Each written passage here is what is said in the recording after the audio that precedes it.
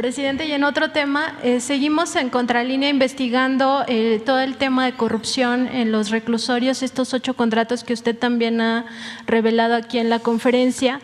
Hemos encontrado ya más información en torno a cómo se dieron estos negocios, que el presidente Felipe Calderón directamente aprobó que se dieran estos contratos a 6 empresas que eran cómplices en su gobierno, y estas empresas, entre las que están Tradeco, GIA, Arendal,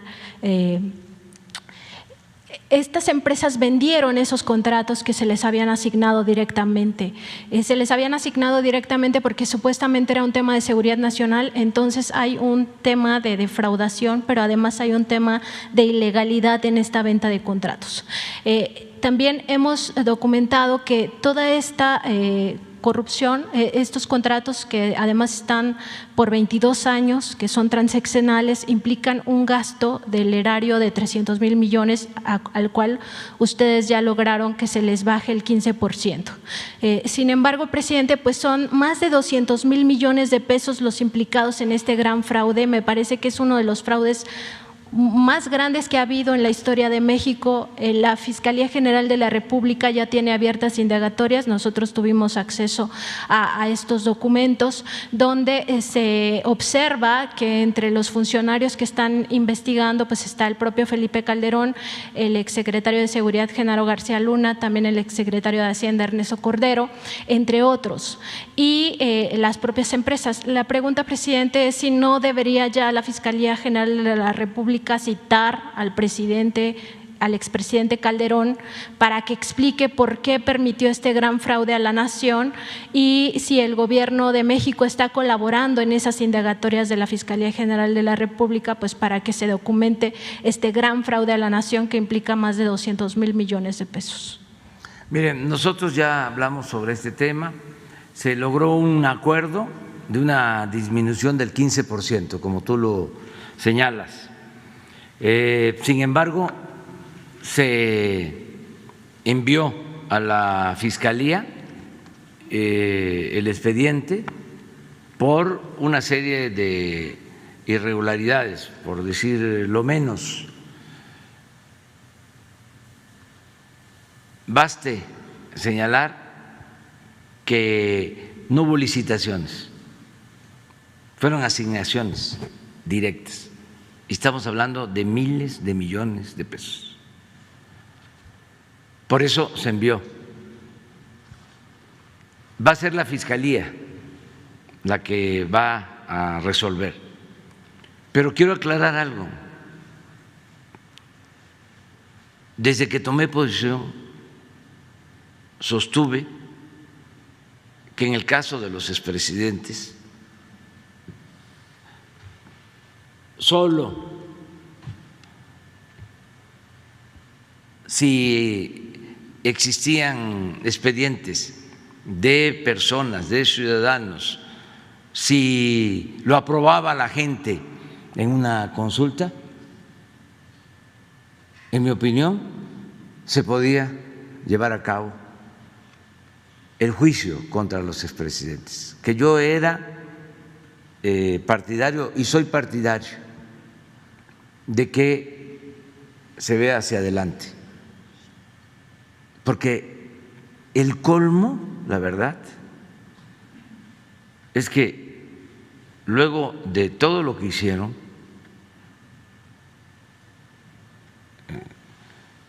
en el periodo neoliberal, que es el periodo de más saqueo, de más robo que se haya registrado en la historia de México.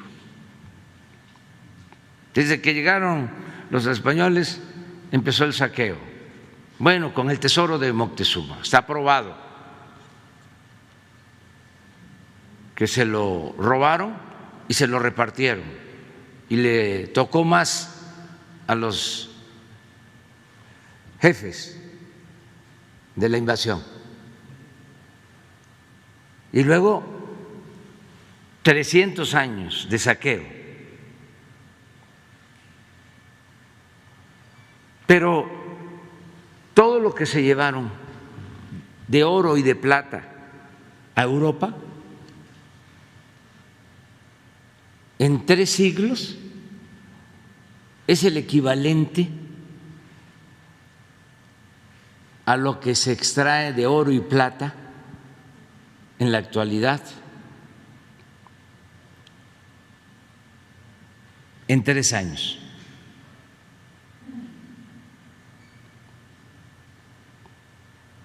Saquearon muchísimo en el periodo neoliberal. Estamos hablando de 1983 a finales del 18. 36 años de saqueo. Aún así, yo considero que no debemos convertirlos en víctimas, porque es el colmo. Después de todo lo que hicieron, que no aceptan, que no reconocen, que no actúan con autocrítica, con humildad, de todo el daño que causaron, imagínense que pasen a sentirse perseguidos. Por nuestra parte, no.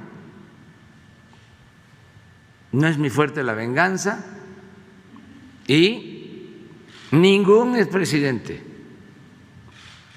de México va a ser perseguido por cuestiones políticas. No necesitamos de eso. Antes, para ganar legitimidad, 2 ejemplos. Salinas, como hubo fraude electoral, para ganar legitimidad metió a la cárcel al dirigente del sindicato petrolero y tomó otras decisiones. Y este sí tiene pantalones. Y aplausos. ¿Se acuerdan? ¿Y cómo terminó ese gobierno? Fue el gobierno de mayor corrupción. Es el sexenio en el que se profundizó más la desigualdad económica y social en nuestro país. Unos cuantos se hicieron inmensamente ricos porque saquearon, se quedaron con los bienes de la nación y del pueblo, y la mayoría se empobreció. Muchos de los problemas actuales vienen de eso, de esa monstruosa desigualdad económica y social, por esa actitud espectacular que se aplicó en el caso de Salinas. Y así en otros casos, ¿no? Lo espectacular. Vamos a detener al Chapo al mismo tiempo que tenían acuerdos, como está demostrado, para que también aplausos. No, eso es demagogia, politiquería. Nosotros vamos a pensar hacia adelante en la transformación de México.